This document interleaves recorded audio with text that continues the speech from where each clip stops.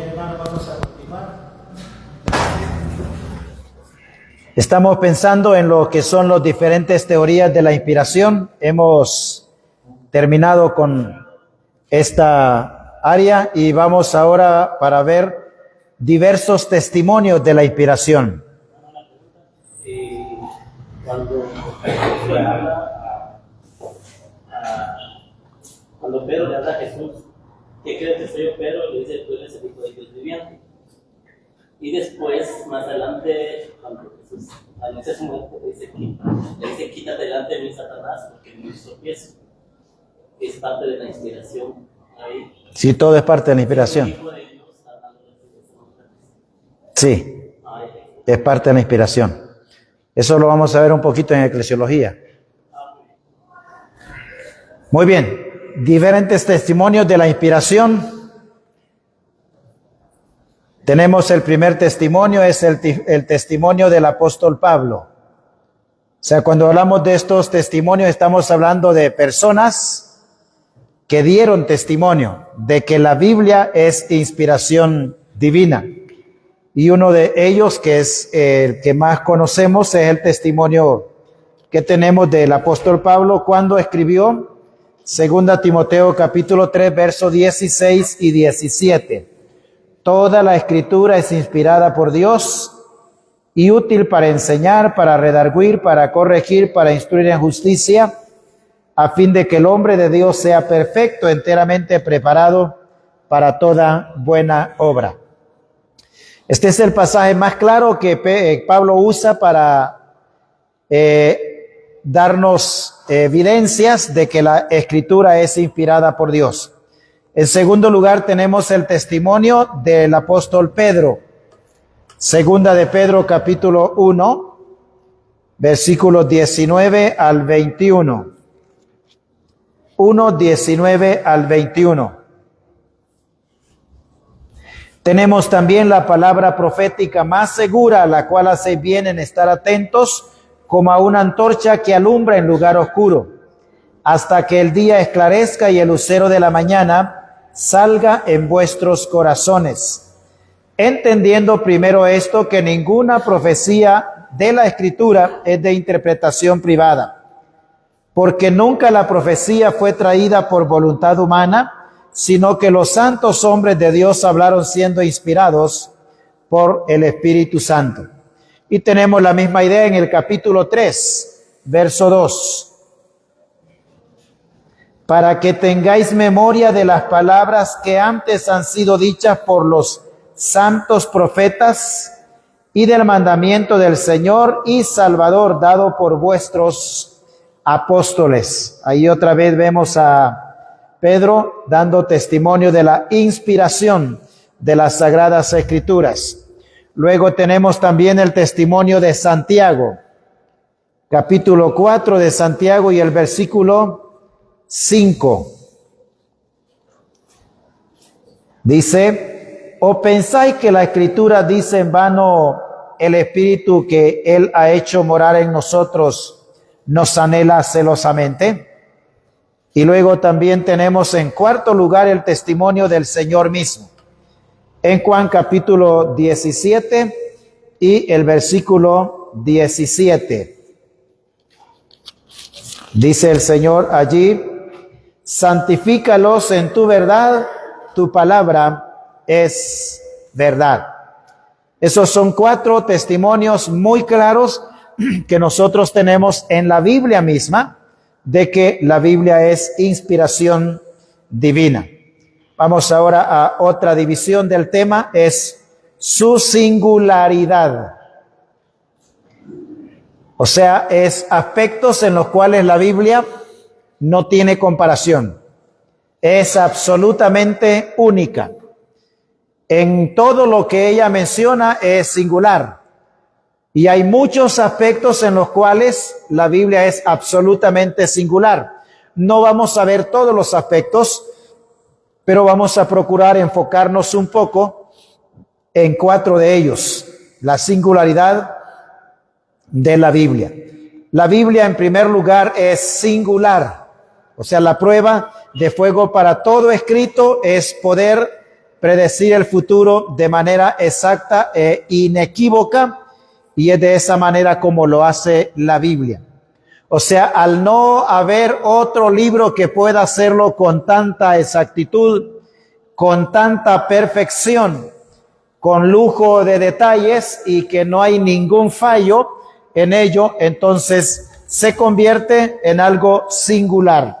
Vamos a Isaías, el capítulo 41, versículos 21 al 23, para ver que la Biblia es el único libro que tiene la capacidad de predecir inequívocamente el futuro, independientemente de cuánto tiempo sea hacia el futuro. La Biblia es el único libro que es capaz de hacer esto. Capítulo 41, versos 21 al 23. Alegad por vuestra causa, dice Jehová. Presentad vuestras pruebas, dice el Rey de Jacob. Traigan, anúnciennos lo que ha de venir. Dígannos lo que ha pasado desde el principio, y pondremos nuestro corazón en ello. Sepamos también su postrimería, y hacednos entender lo que ha de venir. Dadnos nuevas de lo que ha de ser después, para que sepamos que vosotros sois dioses, o a lo menos haced bien o haced o mal, para que tengamos que contar y juntamente nos maravillemos. Este es un reto que Dios está haciendo a aquellos que decían ser dioses, pero que en realidad no lo eran, y está retándolos con cuestiones que tendrían que ver con el porvenir, con el futuro. Si tenían la capacidad de predecir el futuro inequívocamente, entonces dice, vamos a creer. Pero obviamente es imposible que puedan hacerlo, porque algo así solamente puede hacerlo el Señor. Y lo hace a través de su palabra. La singularidad de la Biblia se evidencia en 4 aspectos principales. Hay muchos aspectos en los cuales ella es singular, pero vamos a pensar en 4 de esos aspectos en lo que tiene que ver con la materia. En primer lugar, la Biblia es singular en cuanto a enseñanza profética, lo que implica que no hay otro libro que enseñe profecía de la manera como lo hace la Biblia. Y vamos a ver 4 ejemplos en los cuales la Biblia es singular en cuanto a la enseñanza profética.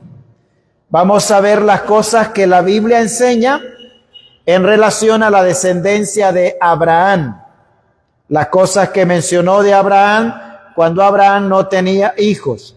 Después vamos a pensar también en relación a las cosas que menciona de la nación de Israel, cuando Israel todavía no existía como nación. Luego veremos profecías relacionadas específicamente con ciudades.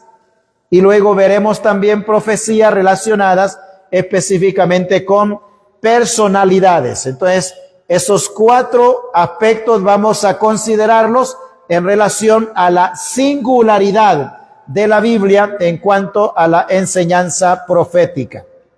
La segunda área de singularidad que encontramos en la Biblia es que ella es singular en cuanto a la enseñanza histórica. Eso implica que no hay otro libro que enseñe historia como lo hace la Biblia. Y todas las historias que la Biblia contiene son historias verídicas, o sea, reales, existentes, que el resto de la misma Biblia lo comprueba, o la historia secular también lo comprueba. Entonces, es singular en cuanto a la enseñanza histórica.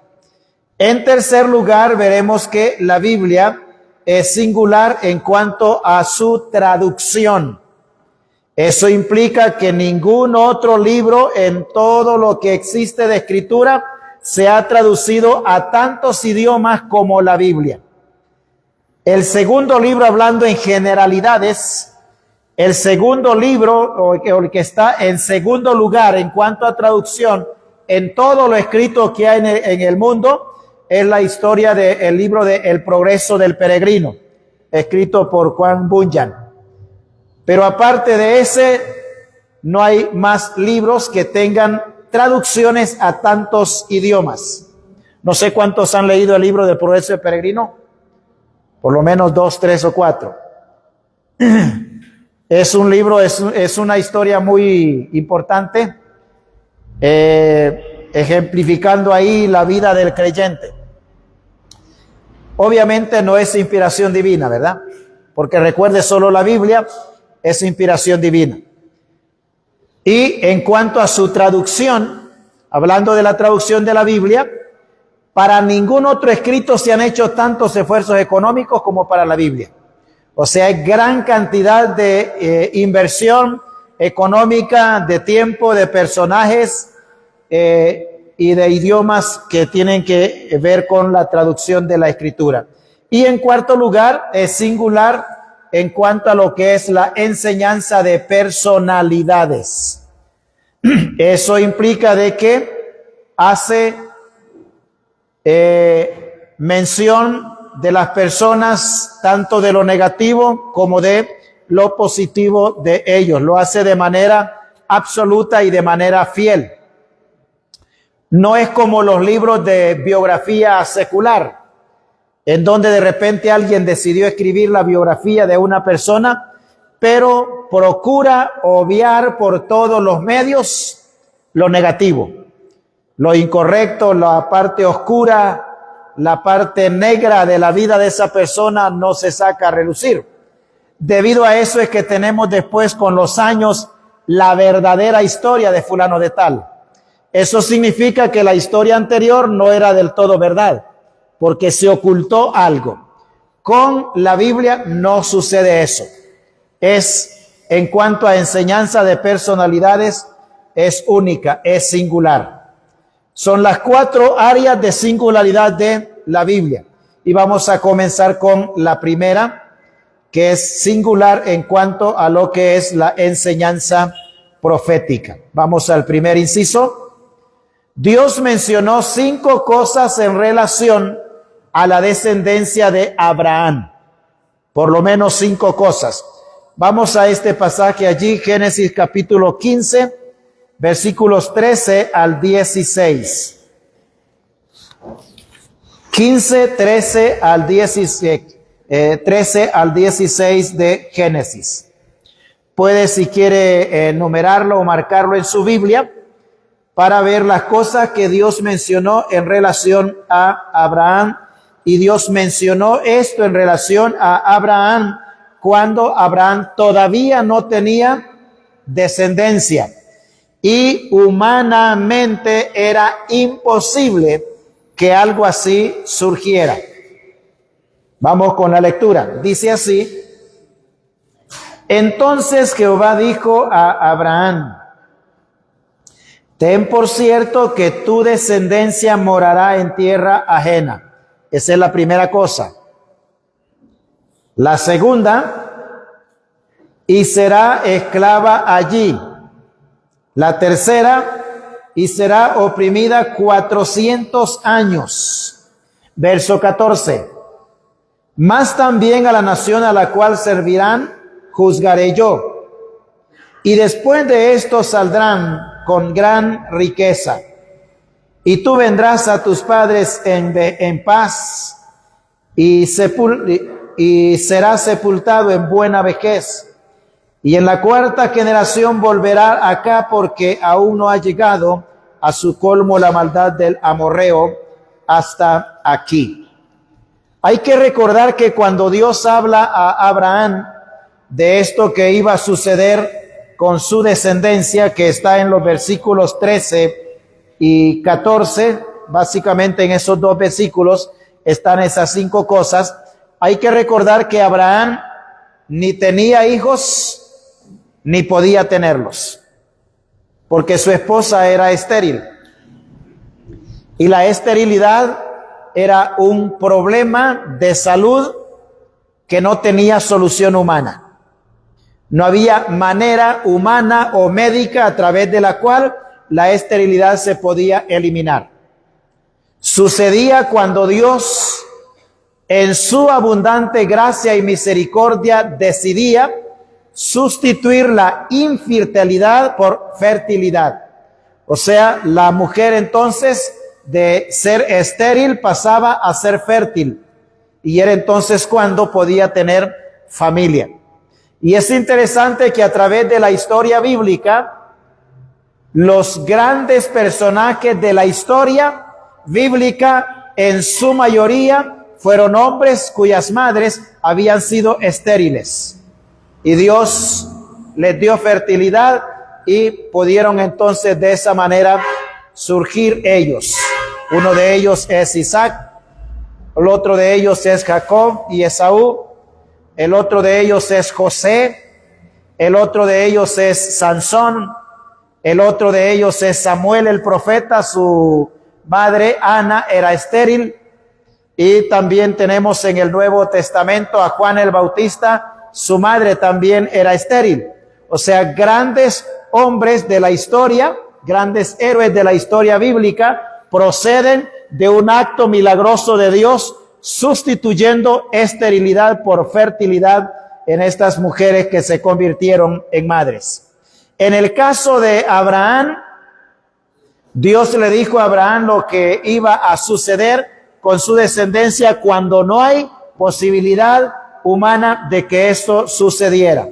Y lo primero que Dios le dijo a Abraham es que morarían en tierra ajena. O sea, la descendencia de Abraham iba a morar en tierra ajena. Una de las 5 definiciones de lo que es profecía es esta, la primera de ellas. La profecía es como el molde dentro del cual se introduce el desarrollo de la historia de la raza humana. Esa es una definición muy importante sobre qué es profecía. El molde en el cual se introduce el desarrollo de la historia de la raza humana. Creo que todos tenemos la idea de qué es un molde, ¿verdad? Para hacer, por ejemplo, los bloques, tienen un molde. Para hacer los adoquines, que eso lo conocen bien ustedes aquí, tienen un molde. El bloque o el adoquín sale de acuerdo al molde. La profecía es como un molde en el cual se mete el desarrollo de la historia de la raza humana. Entonces, el porqué de los por qué tenemos la respuesta en la profecía. ¿Por qué razón la descendencia de Jacob llegó a Egipto y se quedó allí? Porque así estaba el molde. O sea, Dios cientos de años atrás le había dicho a Abraham: ten por cierto que tu descendencia morará en tierra ajena. ¿Por qué los esclavizaron 400 años? No 350, ni 450, ni 200. ¿Por qué? Porque ya estaba el molde. O sea, Dios había dicho 400 años van a estar en cautiverio, y por esa razón fueron a Egipto, las cosas cambiaron y estuvieron 400 años de esclavos. ¿Por qué? Ya estaba el molde. ¿Por qué salieron con gran riqueza? Ya estaba el molde. Los israelitas no eran ni amados, ni queridos, ni deseados en Egipto. Sin embargo, en el momento que tienen que salir, Dios obró en el corazón de todos los egipcios, al grado tal que los egipcios, y Dios le dijo a Moisés que le dijera al pueblo que pidiera a los egipcios prendas.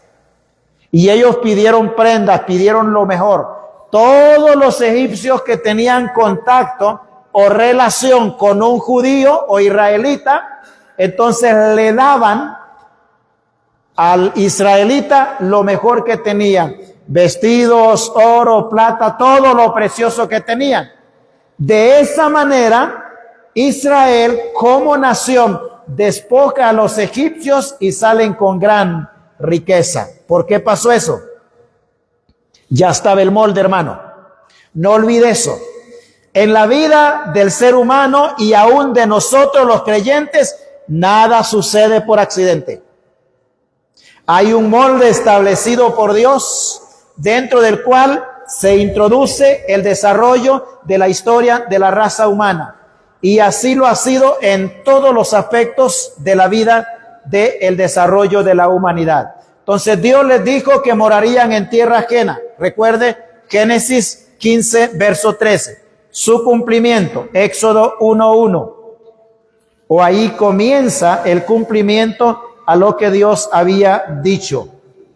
Dice, estos son los nombres de los hijos de Israel que entraron en Egipto con Jacob. Cada uno entró con su familia.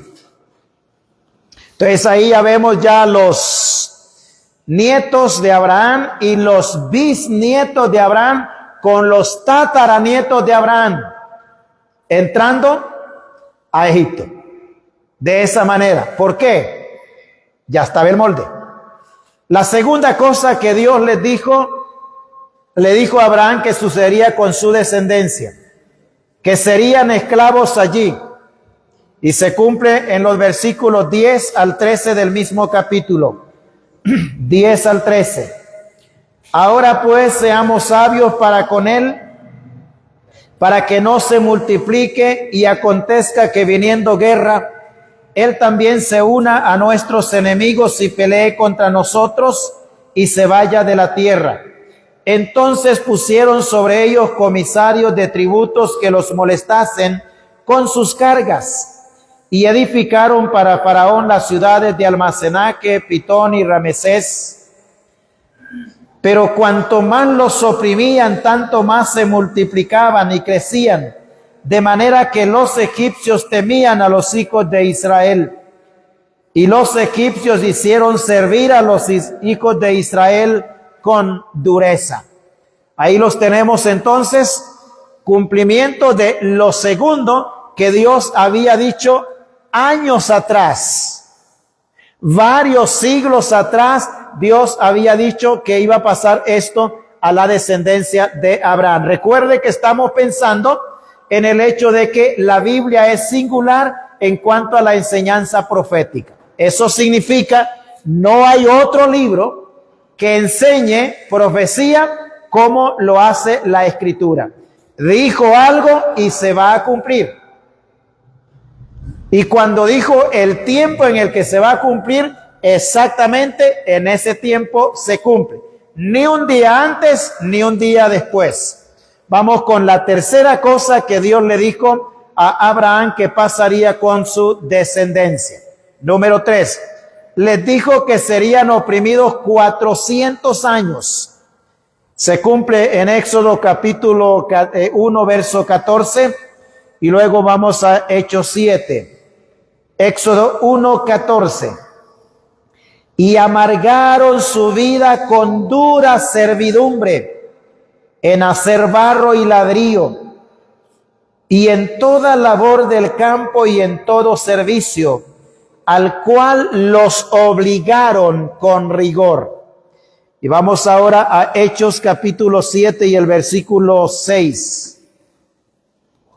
Ahí el escritor Lucas, que es el que escribió el libro de los Hechos, está haciendo una síntesis de lo que fue el tiempo del pueblo de Israel en Egipto. Capítulo 7, verso 6 del libro de los Hechos. Dice, y le dijo Dios así que su descendencia sería extranjera en tierra ajena, que los reducirían a servidumbre y los maltratarían por 400 años. Exactamente lo que Dios había dicho en capítulo 15 es lo que sucedió y ahora también está mencionado de nuevo en el libro de los Hechos. Y la cuarta cosa que Dios le dijo a Abraham que sucedería con su descendencia es que la nación opresora, o sea, la nación que les iba a oprimir, sería juzgada o castigada por el Señor. Y todos conocemos este pasaje, estos capítulos en el libro de Éxodo, capítulo 6, al capítulo 12, ¿qué tenemos ahí en ese libro? Las 10 plagas que Dios envió sobre los egipcios. Y es interesante que esas plagas no afectaron al pueblo de Israel. Aún el pueblo estando en el mismo país, pero Dios tenía una manera como librar o cómo proteger a ese pueblo para que el castigo o el juicio de las 10 plagas cayesen únicamente sobre los egipcios. Y luego tenemos, por así decir, el cierre con broche de oro del castigo de Dios o del juicio de Dios contra la nación de Egipto que había oprimido a Israel en Éxodo del capítulo 14, verso 22 al 31. Aquí es cuando los egipcios han ido tras la persecución de los israelitas. Los tienen, según los egipcios, ya acorralados, porque por un lado están ellos y por otro lado está el mar y no pueden cruzar. Entonces ahí prácticamente, según los egipcios, serían víctimas los israelitas de ellos.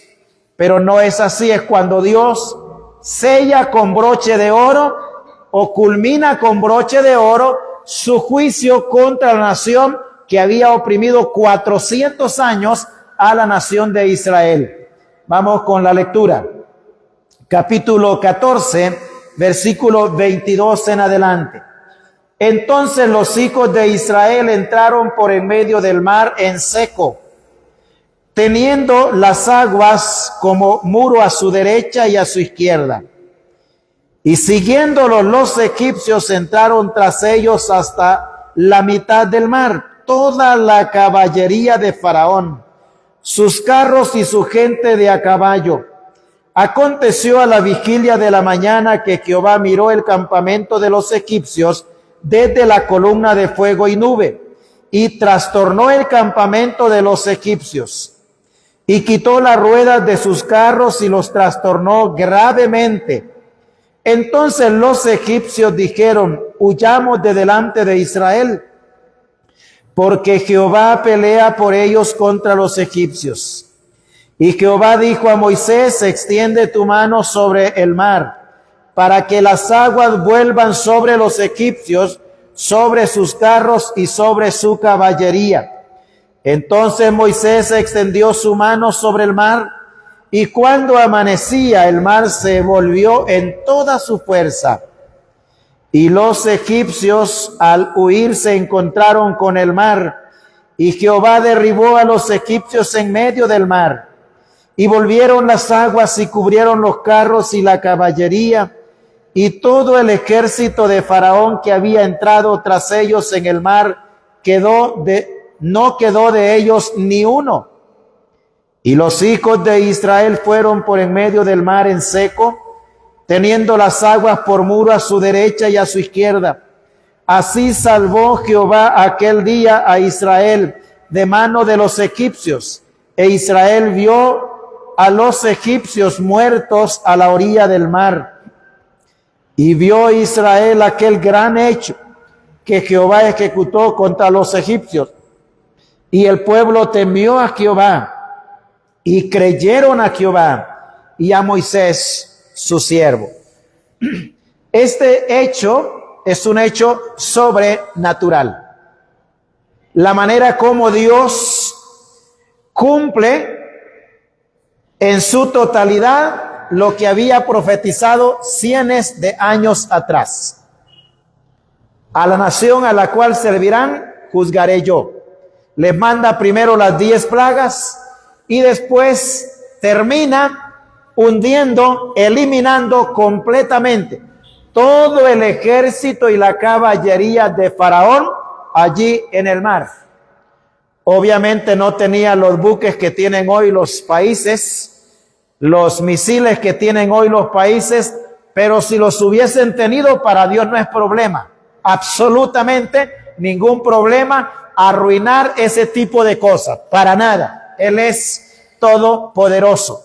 En este caso, entra el ejército de Faraón tras los israelitas, según ellos, para destruirlos. y los destruidos fueron ellos. ¿Por qué pasó eso, hermanos? Ya estaba el molde. A la nación a la cual servirán, dijo Dios, juzgaré yo. Cientos de años después, esto tiene fiel cumplimiento, porque la Biblia es singular en cuanto a la enseñanza profética. Ningún otro libro y ningún otro escrito puede ser tan exacto como lo es la Biblia. Y la quinta cosa que Dios le dijo a Abraham que sucedería con su descendencia es que les dijo que saldrían con gran riqueza.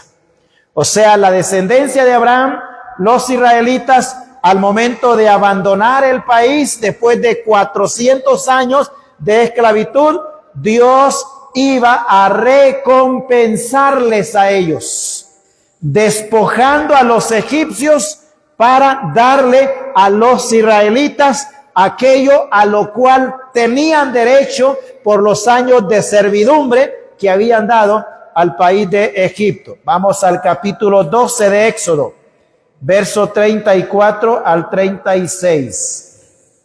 Capítulo 12. Dice así, verso 34 al 36. Y llevó el pueblo su masa antes que se leudase, sus masas envueltas en sus sábanas sobre sus hombros. E hicieron los hijos de Israel conforme al mandamiento de Moisés, pidiendo de los egipcios alhajas de plata y de oro y vestidos. Y Jehová dio gracia al pueblo delante de los egipcios y les dieron cuanto pedían. Así despojaron a los egipcios. Mire, los dejan sin nada. Toda prenda de oro, toda prenda de plata, todo vestido precioso, de marca, como decimos hoy, todo eso, los egipcios lo entregan a los israelitas. ¿Por qué? Dios obró en el corazón de los egipcios, incrédulos, impíos, enemigos de Dios y enemigos del pueblo de Dios. Dios cambió, diríamos hoy, el chip en el corazón de los egipcios e hizo que este pueblo que era despreciable y detestado por los egipcios fuese un pueblo que hallase gracia. Y entonces los egipcios comienzan a darle todo cuanto pedían. Y me imagino que con la inteligencia que tienen naturalmente, los israelitas pedían lo mejor. La escritura dice claramente aquí, así despojaron a los egipcios.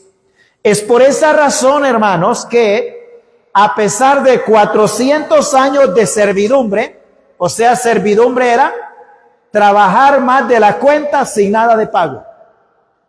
Y cuando ya tienen que salir, Dios, por así decirle, recompensó a ellos la gran injusticia que los egipcios habían cometido contra ellos.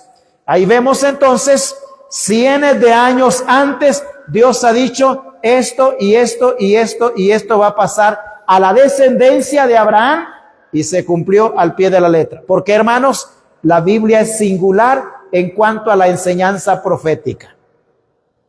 Si hay algo que la Biblia dice, aunque parezca humanamente imposible, para Dios no hay imposibles. Él va a hacer las cosas y va a hacer que las cosas se cumplan. Y aquí lo tenemos muy claro en este hecho. Los egipcios son enemigos de Israel. Darles sería lo menos que ellos harían. Sin embargo, Dios cambia ahí el corazón y hace que se despojen y entreguen todo lo que tenían de riqueza. Y por esa razón los egipcios tienen mucho dinero y mucha riqueza a través del camino del desierto, al grado que podían comprar cualquier cosa que ellos necesitasen como nación, porque todos los israelitas iban, diríamos hoy, con plata suficiente, porque Dios había dicho que las cosas se iban a hacer así. Entonces ahí vemos que la profecía es como el molde dentro del cual se introduce el desarrollo de la historia de la raza humana. Y es así también con nosotros, hermano. Todo lo que está profetizado en relación a nosotros como iglesia va a suceder exactamente y tal como fue profetizado por el Señor. Y no hay razón ninguna para que nosotros tengamos alguna duda de si algo que dice la Biblia se va a cumplir, porque todo se va a cumplir al pie de la letra. Recuerde que el Señor lo dijo: ni una jota, ni una tilde pasará sin que mi palabra se cumpla. ¿Estamos claros con esto, hermano? Ya lo puede predicar, ¿verdad? Muy bien. El segundo ejemplo, algunas profecías en relación a la nación de Israel.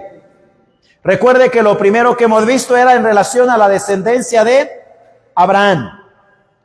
Obviamente sabemos que Israel desciende de Abraham, ¿verdad? Pero aquí son ya profecías en relación a Israel ya como nación, como ya un pueblo. Y vamos a ver no todo lo que la Biblia dice en relación a Israel, pero sí veremos algunas cosas. Una de ellas, por ejemplo, Dios profetizó que Israel sería una gran nación. Eso lo dijo Dios cuando todavía Abraham no tenía hijo. Y lo va a encontrar ahí en el capítulo 15 del libro de Génesis, en donde Dios invita a Abraham a que salga afuera y mire las estrellas. Si las puedes contar, le dice: así será tu descendencia. Y Dios dijo no solo una vez que Israel sería una gran nación. En el capítulo 12, vamos al capítulo 12 del libro de Génesis, versículos 1 al 3. Génesis capítulo 12, versículos 1 al 3. Pero Jehová había dicho a Abraham: vete de tu tierra y de tu parentela y de la casa de tu padre a la tierra que te mostraré, y haré de ti una nación grande, y te bendeciré y engrandeceré tu nombre, y serás bendición. Bendeciré a los que te bendijeren, y a los que te maldijeren maldeciré, y serán benditas en ti todas las familias de la tierra. Haré de ti una nación grande. Recuerde que Abraham todavía no tiene hijos ni posibilidades, pero Dios ya le está prometiendo a él que tendrían que haber hijos para que hubiese una nación grande. Capítulo 17 y el verso 2. 17:2. Y pondré mi pacto entre ti y mí, y te multiplicaré en gran manera. Ya aquí había una forma humana, por así decirlo, en donde esto podría ser una posibilidad. Pero Dios estaba hablando de que la descendencia que sería bendición y la que sería reconocida como la nación de Abraham sería la descendencia a través de su hijo Isaac. Vamos ahora más adelante al capítulo 18, verso 17 al 18, siempre Génesis. 18, 17 al 18. Estamos pensando en este hecho de que Dios le dijo a Abraham que su descendencia sería una nación grande.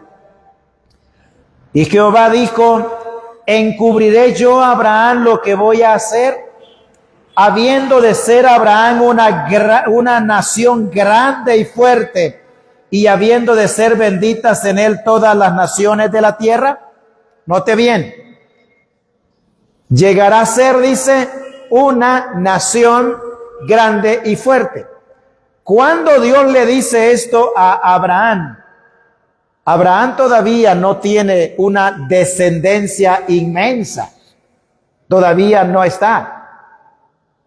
Es más, Isaac todavía no había aparecido.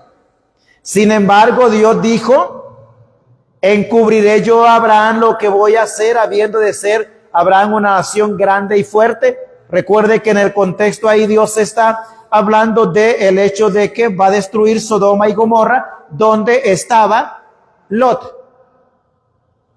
Y cómo la amistad entre Abraham y Dios y Abraham era verdaderamente íntima. Dios no se atrevió a hacer un acto tan grande como la destrucción de 2 ciudades sin consultar o sin comunicarse con su amigo Abraham.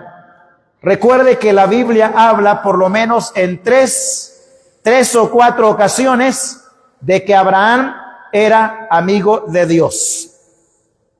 Y dice, habiendo de ser una nación grande y fuerte. Ahora bien, los años pasan, la descendencia surge y luego entran en todo este proyecto y programa en donde ellos se constituyen como una nación. Y vamos ahora para ver el cumplimiento de esta profecía en relación a la nación de Israel, comenzando con Éxodo capítulo 1, versículos 7 al 9. Allí los egipcios saben que Israel se va a convertir en una nación fuerte. Aquí lo menciona. Capítulo 1 de Éxodo, versos 7 al 9. Y los hijos de Israel fructificaron y se multiplicaron y fueron aumentados y fortalecidos en extremo. Y se llenó de ellos la tierra. Entre tanto se levantó sobre Egipto un nuevo rey que no conocía a José y dijo a su pueblo: he aquí, el pueblo de los hijos de Israel es mayor y más fuerte que nosotros. Ahí ya comienza entonces a cumplirse la profecía de que serían grandes y fuertes como nación. El rey de Egipto lo reconoce que eso ya es una realidad. Vamos a Deuteronomio capítulo 26 y el verso 5. Libro de Deuteronomio capítulo 26 y el versículo 5. Dice: entonces hablarás y dirás delante de Jehová tu Dios: un arameo a punto de perecer fue mi padre, el cual descendió a Egipto y habitó allí con pocos hombres, y allí creció y llegó a ser una nación grande, fuerte y numerosa. Ahí vemos entonces ya el cumplimiento de la profecía en relación a que Israel sería una gran nación. ¿Sabe usted que hay generaciones que se desaparecen, que se pierden? No tan lejos de nosotros tenemos algunas culturas que se han desaparecido, que tenemos los vestigios o las ruinas. Bueno, las hay aquí en Guatemala, las hay en México, las hay en mi país, en donde solo quedan las ruinas y no sabemos qué pasó con ellos, que han desaparecido. Sin embargo, en relación con Israel, una nación grande, fuerte y numerosa. ¿Por qué llegaron a hacer eso? Porque ya estaba el molde. El molde profético había sido dado de parte de Dios. Segundo ejemplo, Dios dijo que sus reyes, hablando de los reyes de la nación, saldrían de la tribu de Judá. Vamos a ver la profecía y vamos a ver el cumplimiento de esta profecía. Para ver la profecía vamos a Génesis 12, versículos 1 al 3. Génesis capítulo 12, versículos, Génesis 49, disculpe, estoy diciendo mal la cita. 49, 10. Génesis 49 y el verso 10. No será quitado el cetro de Judá, ni el legislador de entre sus pies hasta que venga Silo, y a él se congregarán los pueblos. Allí el término que tiene que ver con reyes es el cetro de Judá, que es símbolo de dominio. Vamos a Jeremías, el capítulo 30, versos 20 y 21. Libro de Jeremías, capítulo 30, versículos 20 y 21. Y serán sus hijos como antes, y su congregación delante de mí será confirmada. Y castigaré a todos sus opresores. De ella saldrá su príncipe, y de en medio de ella saldrá su señoreador. Y le haré llegar cerca, y él se acercará a mí, porque ¿quién es aquel que se atreve a acercarse a mí? Dice Jehová. Y vamos ahora para ver su cumplimiento en el Salmo capítulo 60, versículo 7. Salmo capítulo 60 y el verso 7. Mío es Galaad y mío es Manasés, y Efraín es la fortaleza de mi cabeza. Judá es mi legislador. Ahí lo vemos entonces, de ahí vendrían los reyes. Y vamos a el Nuevo Testamento, Evangelio de Mateo, capítulo 1, versos 2 al 6. Evangelio de Mateo, capítulo 1, versos 2 al 6. Abraham engendró a Isaac, Isaac a Jacob, Jacob a Judá y a sus hermanos. Judá engendró a Tamar, a Fares y a Sara, Fares a Esrón, Esrón a Aram. Aram engendró a Aminadab, Aminadab a Naasón, Naasón a Salmón, Salmón engendró a Rahab, a Booz, Booz engendró de Ruth a Obed, Obed a Isaí, Isaí engendró al rey David, y el rey David engendró a Salomón, de la que fue mujer de Urías Eteo. Note ahí que en esta genealogía comienza cuando no hay reyes, y luego llega hasta donde ya comienza. Isaí engendró a David, que ya es rey de Israel, y luego David engendró a Salomón, que también fue rey de Israel. Entonces Dios dijo que los reyes de la nación de Israel saldrían de la tribu de Judá.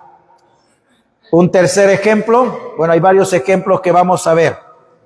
El tercer ejemplo es que Dios dijo que la nación estaría 70 años en cautiverio babilónico. Vamos a ver la profecía y luego vamos a ver su cumplimiento. Profecía en Jeremías 25, 9. Versículo 9 al 12 de Jeremías, el capítulo 25.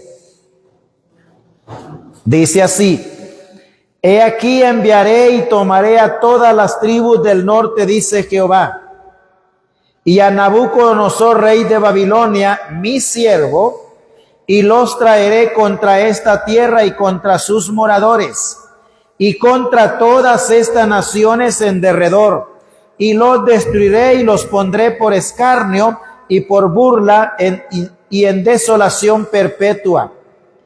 Y haré que desaparezca de entre ellos la voz de gozo y la voz de alegría, la voz de desposado y la voz de desposada, ruido de molino y luz de lámpara.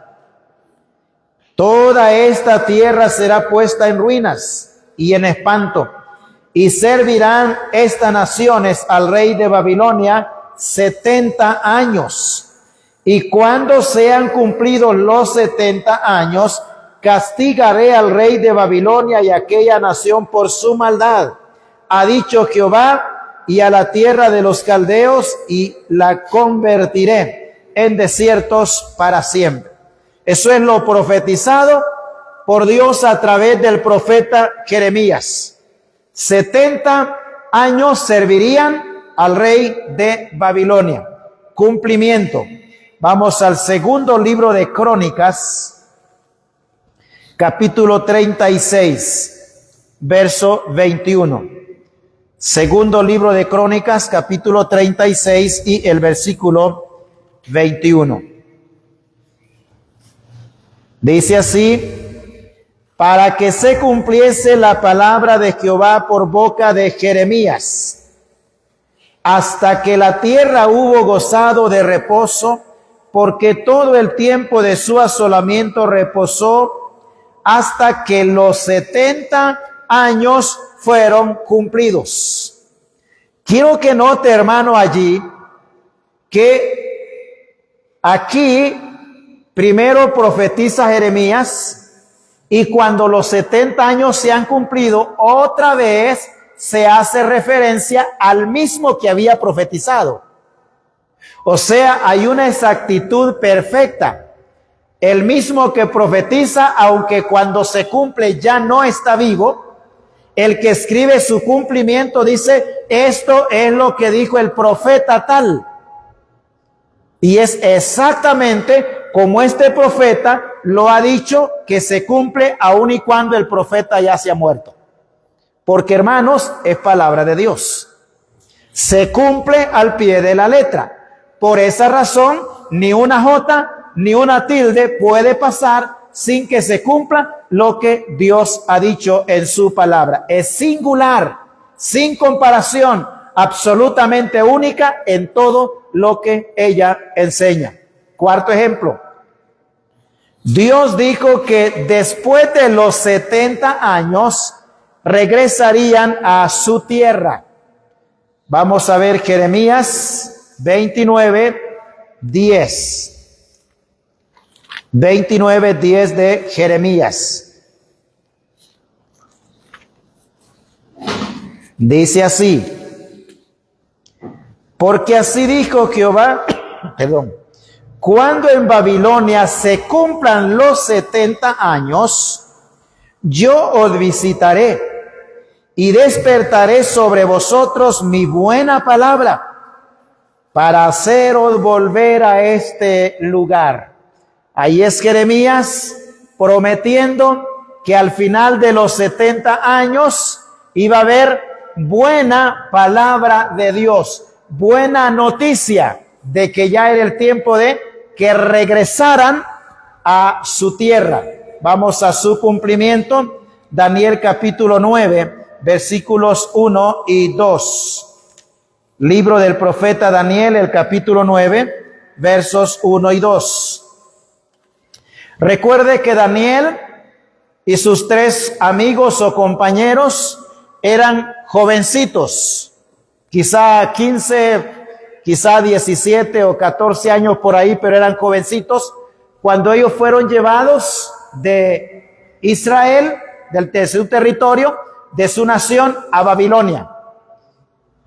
Y allá tenían que pasar 70 años por determinación de Dios, profetizados. Y al cumplirse los 70 años, entonces ellos iban a regresar.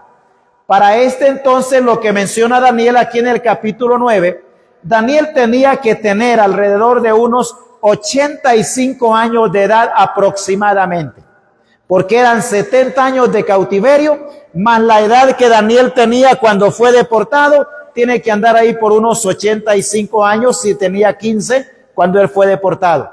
Entonces Daniel ya es un anciano, porque en ese tiempo ya no había longevidad. Entonces ya era un hombre anciano. Probablemente ya no tenía capacidad física para regresar él. Pero mire lo que hace Daniel.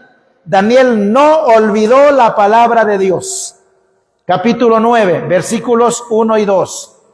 En el año primero de Darío, hijo de Asuero, de la nación de los Medos, que vino a ser rey sobre el reino de los caldeos. En el año primero de su reinado, yo, Daniel, miré atentamente en los libros el número de los años de que habló Jehová al profeta Jeremías, que habían de cumplirse las desolaciones de Jerusalén en 70 años. Ahí está.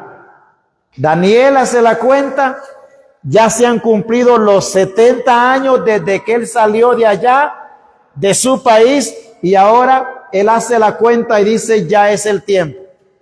Y es ahí cuando ya a partir del verso 3, Daniel comienza a clamar a Dios, a pedir perdón a Dios por sus pecados, por los pecados de los reyes, de los sacerdotes, de los profetas, de todo el pueblo de Israel. Es una oración intercesora extraordinaria. Fascinante la manera como Daniel, al final de los 70 años, va a la presencia de Dios. Y es importante la respuesta más adelante en el mismo capítulo. Tu oración fue oída. Solo que había alguien que no quería que la respuesta a esa oración le llegara a Daniel. Un demonio que estaba ahí interpuesto para no permitir que eso fuese así. Pero Daniel sacó la cuenta y oró a Dios. Y Dios entonces obró. Vamos ahora a Esdras capítulo 1, versos 1 al 6. Libro de Esdras, el capítulo 1, versículos 1 al 6. Probablemente a veces nos preguntamos un poquito por qué Jeremías está donde está ubicado, hablando que en su ubicación como libro, también igual lo está Isaías, y el por qué hay que regresar hasta Crónicas para ver el cumplimiento de lo del profeta Jeremías, que está mucho más adelante, hablando del orden en la Biblia. Los libros en la Biblia, hermanos, tanto en el Antiguo Testamento como en el Nuevo Testamento, no están en orden cronológico. O sea, no hay un orden cronológico en el cual los libros aparecen. Los libros están en orden lógico y no cronológico. Por esa razón no debemos pensar que Mateo fue el primer libro escrito en el Nuevo Testamento y que así según siguen los demás, entonces en ese orden. No, porque los libros están puestos en el orden en el que nos aparecen en la Biblia, están puestos en orden lógico y no en orden cronológico como de repente nosotros nos gustaría que estuviese. Y esa es la razón por la cual a veces nosotros estamos viendo las cosas de esta manera. Es más, cuando el cautiverio se dio, los profetas estaban allí. Jeremías, Isaías y muchos otros estaban allí. Sin embargo, sus escritos no están colocados allí, digamos, en la forma, en el orden cronológico en el cual fueron escritos, sino que están en un orden lógico. Y eso lo entendemos mejor cuando vemos, por ejemplo, los libros del Nuevo Testamento. Lo primero que tenemos es los libros que ponen la base, por así decir, en relación a la persona de Cristo como el rey mesiánico, el Mesías prometido, como el siervo perfecto, como el Hijo del Hombre y como el Hijo de Dios, que así lo presenta cada uno de los evangelios. Y luego tenemos la historia de la iglesia, que es el libro de los Hechos, y luego tenemos las cartas doctrinales, por así decir. Entonces están en orden lógico y no cronológico. Los evangelios no fueron los primeros libros del Nuevo Testamento que se escribieron. Cuando usted estudia la historia de los libros, se va a dar cuenta que son cartas las primeras que fueron escritas antes de los evangelios, pero ese es otro tema. Vamos a Esdras, capítulo 1, versos 1 al 6. En el primer año de Ciro, rey de Persia, para que se cumpliese la palabra de Jehová por boca de Jeremías. Notemos siempre ese detalle, hermanos. O sea, no lo deja así de forma ambigua, o que Dios dijo tal cosa, pero no se sabe por boca de quién o a través de quién. Dice a través de quién lo dijo. Y eso es en casi todos los casos. Cuando lo dijo o lo profetizó, y lo mismo cuando este tiene cumplimiento. Muy bien, comencemos la lectura de nuevo. En el año de Ciro, rey de Persia, primer año de Ciro, rey de Persia, para que se cumpliese la palabra de Jehová por boca de Jeremías, despertó Jehová el espíritu de Ciro, rey de Persia, el cual hizo pregonar de palabra y también por escrito por todo su reino, diciendo: así ha dicho Ciro, rey de Persia, Jehová, el Dios de los cielos, me ha dado todos los reinos de la tierra, y me ha mandado que le edifique casa en Jerusalén que está en Judá. Quien haya pues entre vosotros de su pueblo, o sea, de los israelitas, sea Dios con él, y suba a Jerusalén que está en Judá, y edifique la casa a Jehová Dios de Israel. Él es el Dios, la cual está en Jerusalén. Y a todo el que haya quedado en cualquier lugar donde more, ayúdenle los hombres de su lugar con plata, oro, bienes y ganados, además de ofrendas voluntarias para la casa de Dios, la cual está en Jerusalén. Entonces se levantaron los jefes de las casas paternas de Judá y de Benjamín, y los sacerdotes y levitas, todos aquellos cuyo espíritu despertó Dios para subir y edificar la casa de Jehová, la cual está en Jerusalén. Y todos los que estaban en sus alrededores les ayudaron con plata y oro, con bienes y ganado y con cosas preciosas, además de todo lo que se ofreció voluntariamente. Entonces ahí vemos singular en cuanto a la enseñanza profética. Un quinto ejemplo. Dios dijo que Israel se convertiría en refrán. Eso se debería o se iba a deber al hecho de que Israel como nación iba a rebelarse contra Dios, iba a caer en la mundanalidad, iba a caer en la idolatría, y entonces Dios los iba a castigar de esa manera, convirtiéndose en refrán. Y hay que ver que con mucha anticipación Dios había dicho que eso pasaría, y luego llega el tiempo que se cumple. Vamos a ver primero la profecía. Libro de Deuteronomio, capítulo 28, verso 37. Y serás motivo de horror y servirás de refrán y de burla a todos los pueblos, a los cuales te llevará Jehová. Note bien, motivo de horror y de refrán. Otro segundo pasaje que es profecía en relación a esto, primer libro de Reyes, capítulo 9.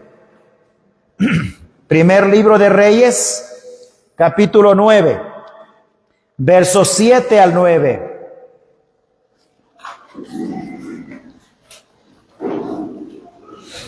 Dice así: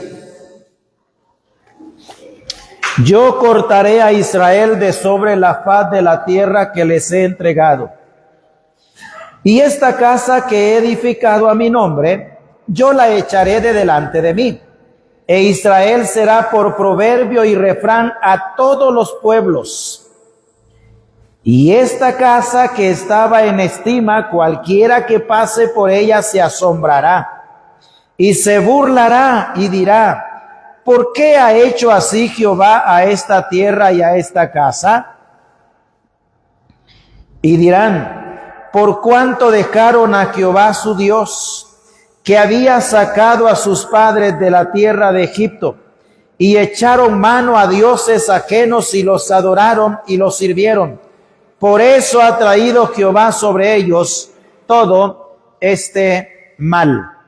Y vamos ahora al Salmo capítulo 44, versículo 13 y 14. Salmo 44, verso 13 y 14. Nos pones por afrenta de nuestros vecinos, por escarnio y por burla de los que nos rodean. Nos pusiste por proverbio entre las naciones. Todos al vernos menean la cabeza. Ahí lo tenemos entonces. Detalles para nosotros pequeños de repente, convertirse en refrán. Dios lo dijo y llegó el tiempo cuando eso se convirtió en realidad.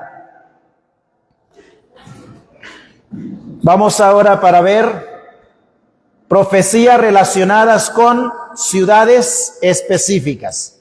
En relación a lo anterior, hermano, hay muchas profecías más en cuanto a la nación de Israel como tal, en otros aspectos, ¿verdad? Pero vamos a quedarnos allí para ver ahora la singularidad en cuanto a las profecías en relación con ciudades específicas. O sea, muchas profecías están relacionadas con ciudades. Va a encontrar alrededor de unas 30 diferentes ciudades en la Biblia, contra las cuales hay profecías específicas de cosas que sucederían a esas ciudades. No vamos a verlas todas, solo estamos viendo algunos ejemplos que son lo suficientemente claros de que la Biblia tiene profecía en cuanto a ciudades específicas, singular en cuanto a la enseñanza profética. En relación a ciudades específicas tenemos, por ejemplo, la profecía de la ciudad de Tiro. Tiro era una ciudad que se componía de dos partes. Bueno, eso no está especificado en la Biblia exactamente de esa manera, pero se deduce que era así, históricamente es así, y si tiene oportunidad de ver un mapa va a darse cuenta que es así también. Entonces, Tiro se dividía en dos partes. Estaba la Tiro que se le llamaba la Tiro costera, o sea, de tierra firme, frente a las costas del mar, pero también estaba la Tiro marítima, le llamaban, que era una pequeña isla, también era una ciudad, cuyo muro, por así decir, era el agua, ya que se dificultaba para llegar ahí, digamos, como naturalmente se llegaría a la Tiro costera.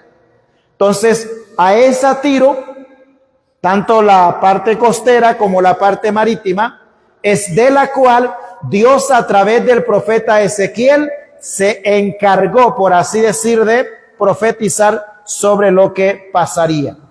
Vamos a Ezequiel capítulo 26, versículos 1 al 12. Ezequiel 26, 1 al 12. Aconteció en el 11º año, en el día primero del mes, que vino a mí palabra de Jehová diciendo: Hijo de hombre, por cuanto dijo Tiro contra Jerusalén, ea bien, quebrantada está la que era puerta de las naciones. A mí se volvió, yo seré llena y ella desierta. Detengámonos un poquito aquí. O sea, la ciudad de Tiro está mofándose o burlándose de la destrucción que había venido sobre la ciudad de Jerusalén. Y habla de la opulencia que había anteriormente en la ciudad de Jerusalén. Pero ahora está, por así decir, mofándose de lo que le ha pasado. Verso 3. Por tanto, así ha dicho Jehová el Señor: He aquí yo estoy contra ti, oh Tiro, y haré subir contra ti muchas naciones como el mar hace subir sus aguas. Y demolerán los muros de Tiro y derribarán sus torres y barreré de ella hasta el polvo y la dejaré como una peña lisa. Tendedero de redes será en medio del mar. Porque yo he hablado, dice Jehová el Señor, y será quebrada por las naciones, saqueada por las naciones, y sus hijas que están en el campo serán muertas a espada, y sabrán que yo soy Jehová, porque así ha dicho Jehová el Señor: He aquí que del norte traigo contra Tiro a Nabucodonosor, rey de Babilonia, rey de reyes, con caballos y carros y jinetes, y muchas tropas y mucho pueblo.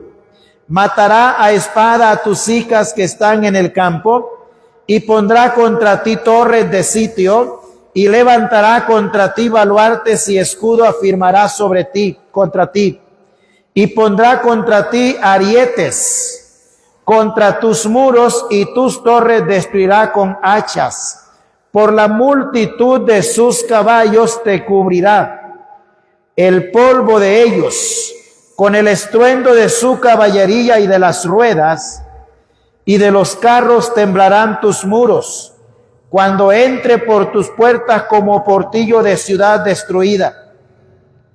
Con los cascos de tus caballos hollarán todas tus calles, y todo pueblo matará a filo de espada, y sus fuertes columnas caerán a tierra, y robarán sus riquezas y saquearán sus mercaderías, arruinarán tus muros y tus casas preciosas destruirán, y pondrán tus piedras y tu madera en el polvo en medio de las aguas.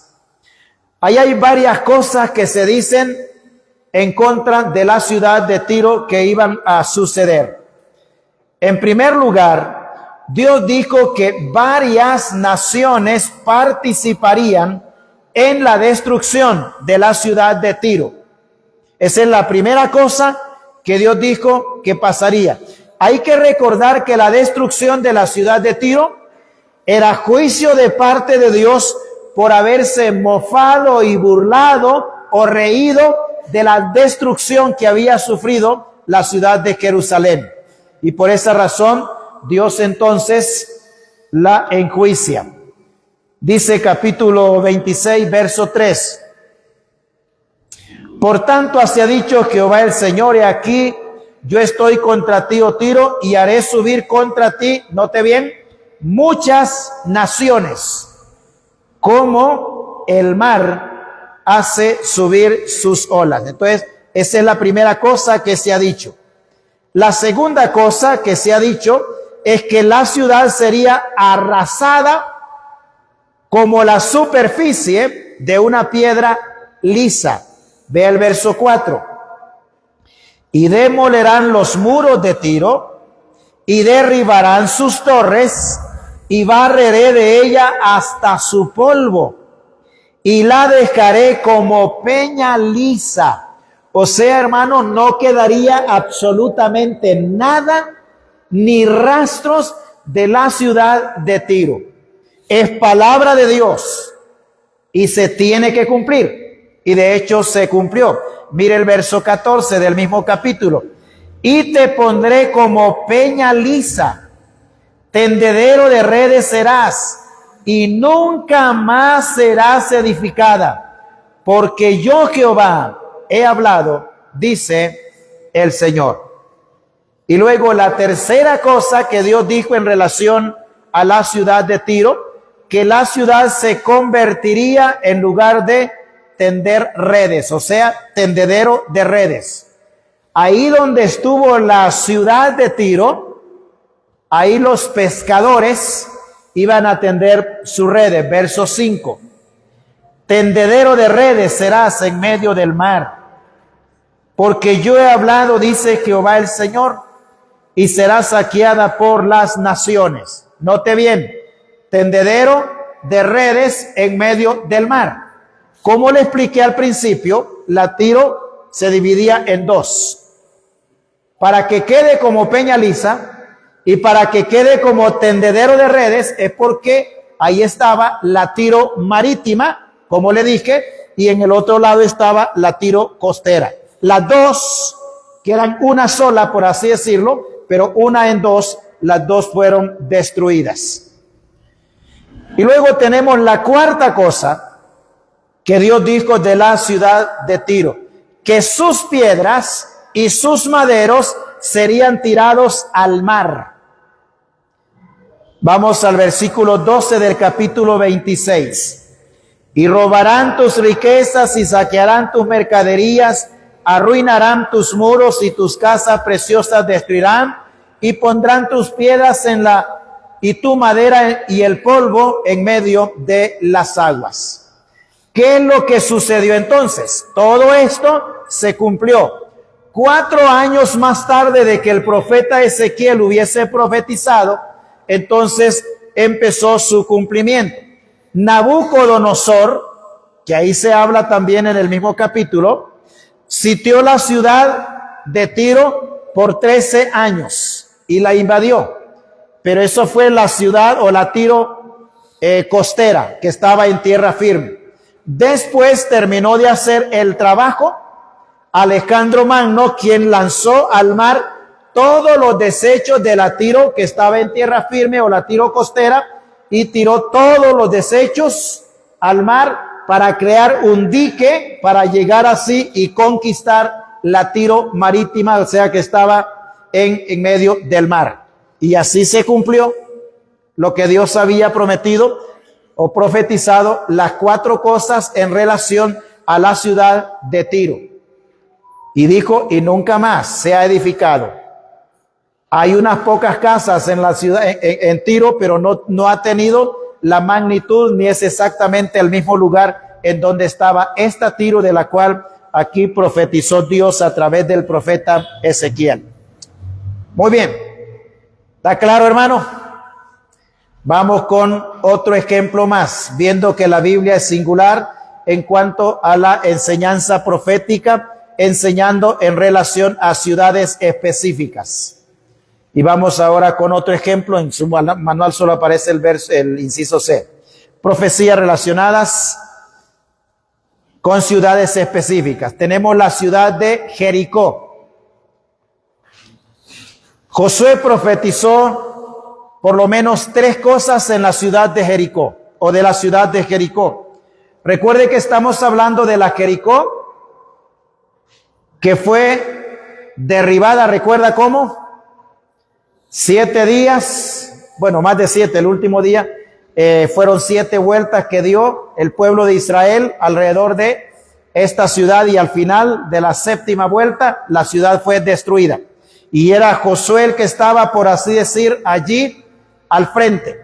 Y cuando eso pasó, entonces Josué dio una profecía en relación a la ciudad de Jericó. ¿Qué profetizó Josué? En primer lugar, que Jericó sería reconstruida por un hombre. O sea, recuerde que esta ciudad fue completamente destruida. Allí mismo Josué profetizó eso. Jericó sería destruida en el futuro por un hombre. No dio el nombre de ese personaje, pero es más que suficiente con el hecho que haya dicho que sería reconstruida. Ok, la segunda cosa que Josué dijo en relación a Jericó es que el hijo menor de este hombre que reconstruiría la ciudad de Jericó moriría cuando este hombre construyera o comenzara los trabajos de reconstrucción de la ciudad.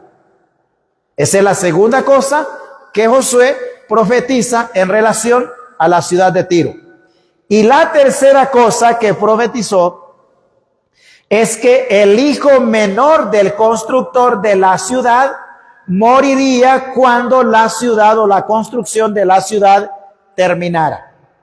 Primero dijo que un hombre iba a reconstruir la ciudad. Segundo, que el hijo mayor de este hombre, cuando él pusiera los cimientos de la reconstrucción, moriría. Y tercero, que el hijo menor del mismo hombre, al terminar la ciudad, entonces también moriría. Vamos a la profecía primero y luego vamos al cumplimiento. Josué capítulo 6, verso 26. Libro de Josué, capítulo 6 y el verso 26.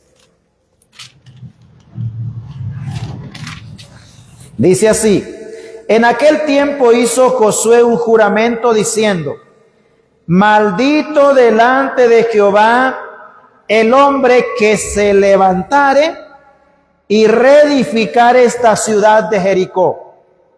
Sobre su primogénito, o sea, su primer hijo, eche los cimientos de ella, y sobre su hijo menor asiente sus puertas. Ahí están las 3 cosas. Un hombre va a reconstruir, su hijo mayor va a morir cuando comience, y su hijo menor va a morir cuando termine. Vamos al cumplimiento de esta profecía. Primer libro de Reyes, capítulo 16, versículo 34. Primer libro de Reyes, capítulo 16, verso 34. Dice así: en su tiempo, y él de Betel reedificó a Jericó, a precio de la vida de Abirán, su primogénito, echó el cimiento. Y a precio de la vida de Segud, su hijo menor, puso sus puertas, conforme a la palabra que Jehová había hablado por Josué, hijo de Nun. ¿Tiene dudas, hermano? Es singular en cuanto a la enseñanza profética, enseñanza en cuanto a ciudades específicas. Esta profecía, y note esto que es interesante, esta profecía se dio aproximadamente en el año de 1450 antes de Cristo. Y como 500 años más tarde tuvo su cumplimiento tal como fue dicho. O sea, entre cuando fue profetizado y cuando se cumplió, hay un lapso de tiempo aproximadamente de unos 500 años. El paso del tiempo, hermanos, nunca inhabilita la palabra de Dios. Nunca. Pueden ser 1000 años, pueden ser 700 años, puede ser la cantidad de años, pero el paso del tiempo no inhabilita, no desacredita la veracidad de lo que Dios ha dicho en su palabra. La Biblia, hermanos, es un libro singular en cuanto a la enseñanza profética. Y ahí tenemos estos ejemplos de los muchos que hay en la Escritura, son los más claros y más fáciles de que nosotros podamos entender. Es más, la Biblia también, en su singularidad en cuanto a la enseñanza de personalidades, dio nombres de personas cuando estos todavía no habían nacido. Y dijo las obras que iban a hacer cuando estos todavía no existían, porque es palabra de Dios. Muy bien, hermano, nos pasamos ya del tiempo. Esto era por si la cena se tardaba, que me pasé 10 minutos. Pero nos quedamos aquí por hoy, hermanos. Gracias por su paciencia. Esperamos que mañana, si el Señor no ha venido, podamos encontrarnos aquí. Avísenles a los que no pudieron venir hoy que están perdonados ya. Y que mañana vengan ya sabiendo que están perdonados por no haber podido venir hoy. Y si quizá hay algunos que quieran anexarse, todavía la puerta está abierta ahí. No la han cerrado los hermanos. Gracias, hermanos. Que el Señor nos bendiga.